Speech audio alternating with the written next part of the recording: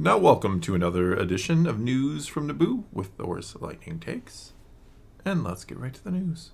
First up, we heard from Jeff Snyder, who fancies himself a bit of an industry insider. He is on the Hot Mic podcast. He says that Star Wars news is waiting in the wings and that we could hear something this month. We should. We should. I think it's a very safe bet. So I really was hoping for Thanksgiving. Just a personal opinion. I can't believe they'll go much longer without saying something about what's coming next. They really have to. Though as we discussed in yesterday's video, there might be a gap yet. What I find very weird is Star Wars usually doesn't leave us hanging. We usually know when one project we're watching, we just know what the next one is. At least that has much. Been for the last few years since the Disney Plus era. But in this case, we don't even know anymore which project is coming next, let alone when it's coming. Well, we assumed a skeleton crew, but now there's this rumor out there that that's like going to be pushed back a year, and that next up is Acolyte. And if that's the case, they should give us kind of a timetable. It'd be I think really they're nice. going to. I think they're trying to sort things out after the writer strike and actor strike and all that. A lot of stuff, yeah. I understand that, but I think you want to get people excited again, because there's definitely a lull. Like, Ahsoka happened, some people liked it, some people didn't. And now it's kind of like, okay, what's next and when? And the longer you wait, the more people stop caring about what's next and when. I agree with that statement. Next, we're kind of going to talk about, and I know you covered this quote on your channel, what Dave Filoni has said recently about the Force and Sabine's role within it and Jedi. Oh, boy. Yes. So we'll read off the quote again as a reminder, and then we're kind of going to talk about my take on it a little bit, I guess. Oh, okay. Dave has said, "The idea that she's not incredibly adept at wielding the Force, I think, is a strong thing. The Force emanates from everyone and everything, all living things, so she's not absent from the Force. She is a part of the Force. Part of the problem is, it's like anything in life that you want to do. You have to train hard to acquire the skills. It's not that everyone can become a Jedi, and everyone cannot become a Jedi. So I want to tell this story. Though she's a very talented warrior, she's a very talented person, but this is not something that's easy for her."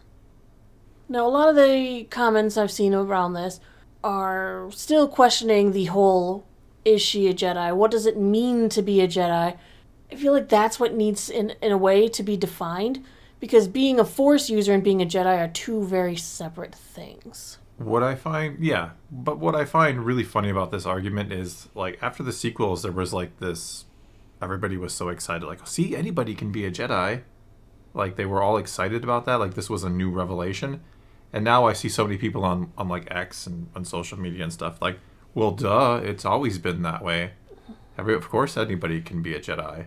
It's like, well, why were people excited about it a couple of years ago, and now it's like, yeah, duh, of course you can. Well, the Jedi used to be a very selective group. They grabbed you as a kid, they raised you within the order, it's almost like a sacred order of monks. Well, yeah. That you were raised from almost birth to follow this discipline. That it was a hard life, that there are so many sacrifices and the things you had to give up. The weird thing is, I guess, that Ahsoka's version of training Sabine to be a Jedi doesn't involve giving up attachments at all. No, which is wrong.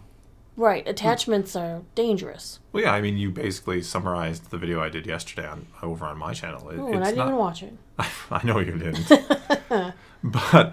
That's the thing, like, there are so many people calling Sabine a Jedi because she did Force push or she figured out how to use the Force. That doesn't make you a Jedi. Using the Force is something you have to learn as part of being a Jedi. Mostly because you have to learn how to commune with the Force, figure out the will of the Force, and all these things. But in theory, you wouldn't have to even be able to use the Force to live by their ideals. But it's extremely hard to live by them. Almost like, you could say, Chirrut? Yeah, he kind of... He lived a lot by the ideals. Somewhat, yeah. As far as we know, we don't know a ton. He followed the will of the Force. He followed a different religion, so to speak, but one very akin to the Jedi. Yeah, he was a guardian of the wills. Very similar, I'm sure they'd be buddies, if you will. This is a very weird thing that I see so many people, oh, Sabine's a Jedi. Like, that'd be like saying, like, I made a shot, now I can play in the NBA. You know, I made a hoop, essentially. No, you did something that requires being a Jedi. But that doesn't make you a Jedi. That might be one of the downfalls of what they're calling the era of the Boken Jedi. the Jedi who were raised kind of what they were saying in the wild. Yeah. The Kanans who didn't finish their training, passing on knowledge to, Ezra. Well, that's great and all, but if you're not teaching them the full ways, the Jedi, they have, like, founding principles, and this is who they are, this is what they do.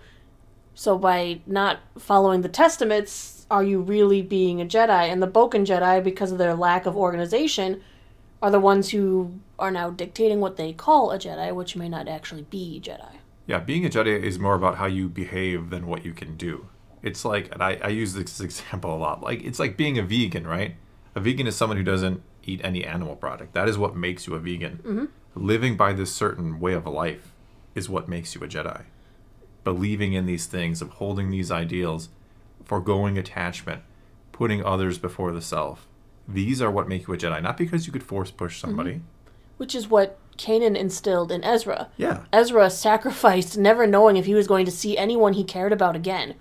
He left all that behind because it was the right thing to do. It was what he needed to do. He was the only one who could do that. Exactly. Yes. He thought of how to save the many. It was more than just saving his friends. He needed to take Thrawn off the board.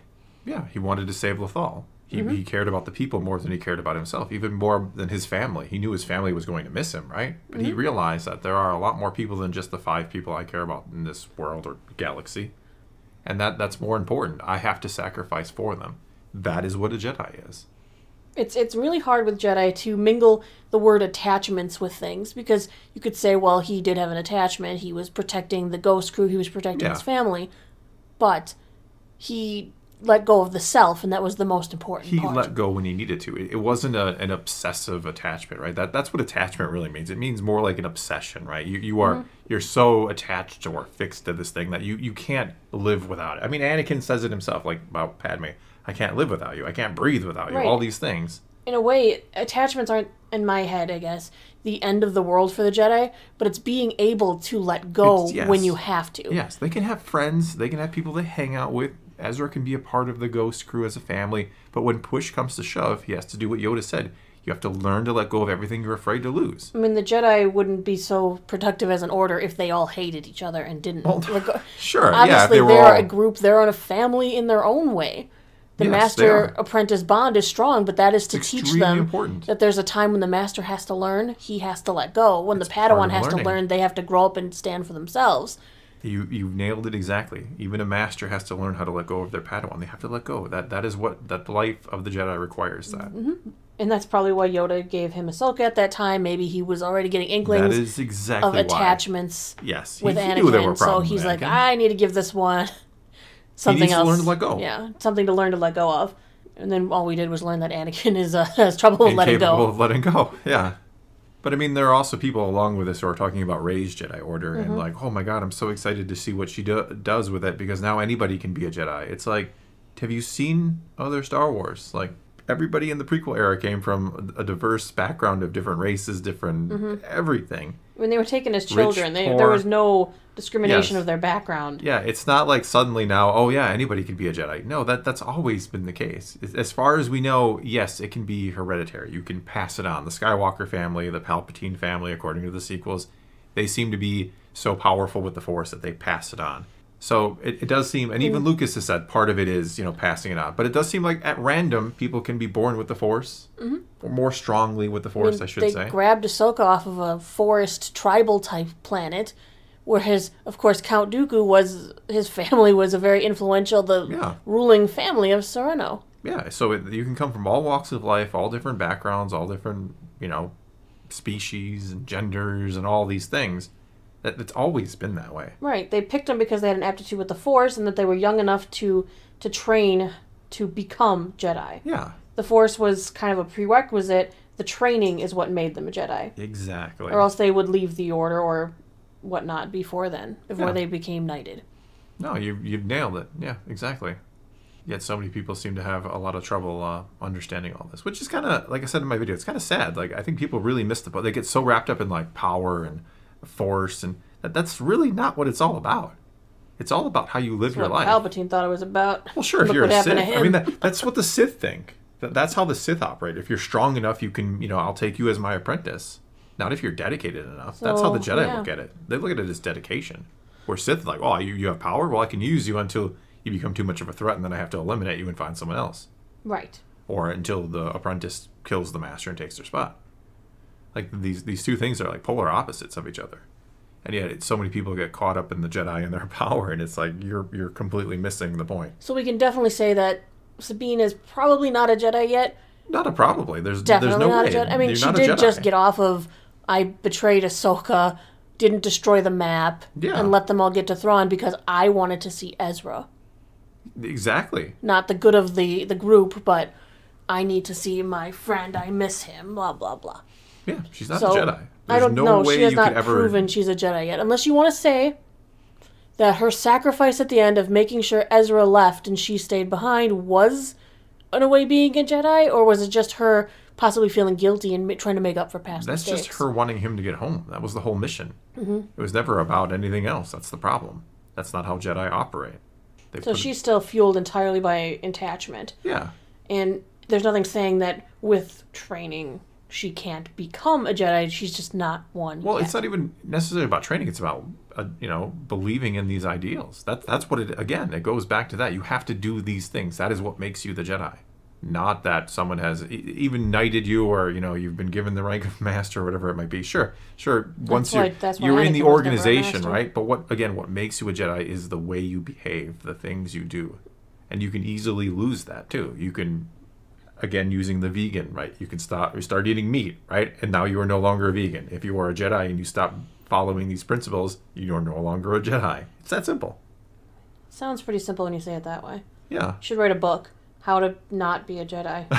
How to be a Jedi. All right, well, I guess that's all we got for you this time. Now it is your turn to weigh in on this very controversial topic for some reason. I know on X and other places, on social media, Reddit, wherever, everybody is arguing over this, who can be a Jedi and all that.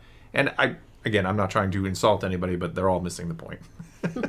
It's not about learning to use the Force. I don't really care that people can train to learn to use the Force. I think maybe Lucas didn't make things as clear as he could have back in the day about how it all works, especially when he introduces midichlorians. Sith use the Force too. They're not Jedi. But no, it's one of those arguments that shouldn't even exist because they're not even arguing the right thing here. But anyway, that's all we got for you this time. Take to the comments below. Let's talk some Star Wars. And until next time, thanks for watching.